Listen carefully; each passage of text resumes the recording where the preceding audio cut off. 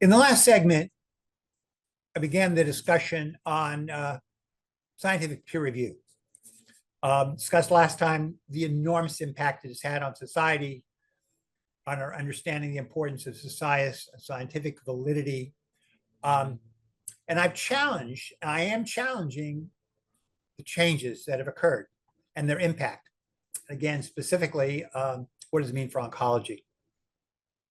What has changed? Well, there's several things I'd like to highlight in this section. And obviously, this discussion is very limited, very brief, and there's much more to say about each of these topics.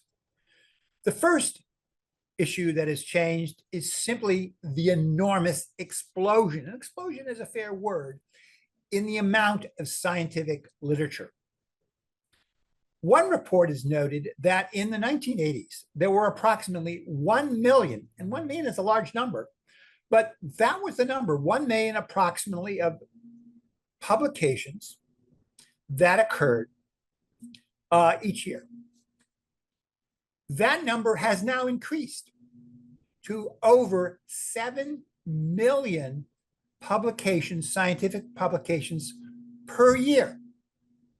So in addition to lots of questions that may be raised in this context, my question is very simply, and who is doing the peer review for these publications?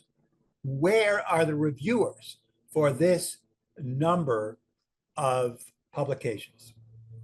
Second, the increase in the number of publications has led to a virtual explosion in the number of what have been labeled scientific journals. Some of these have actually been labeled predatory journals, and you can imagine what that means. But the point is that it is no longer 10, 15, 20, 100 journals, but the number of journals in the scientific space measured in the thousands. The question, therefore, is who is doing the peer review? Who is stating that the peer review has been adequate? Again, more on this topic later, but again, the sheer volume of publications and the sheer volume of journals, stated journals that are present, has made an enormous impact. And finally, one cannot complete this conversation without discussing, even if very briefly, the internet. For a number of reasons, and this is a whole topic upon itself, it is not unreasonable to suggest that today, data from the New England Journal of Medicine, or of Science, or Nature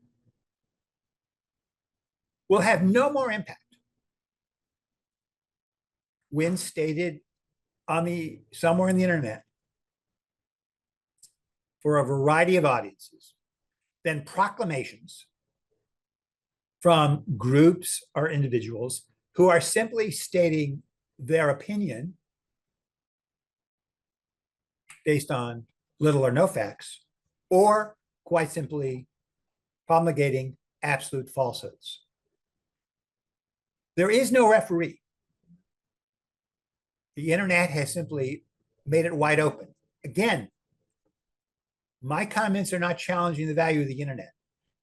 They are raising the question of scientific authority of peer-reviewed publications. What do they mean to society? More on this issue to come in the next segment.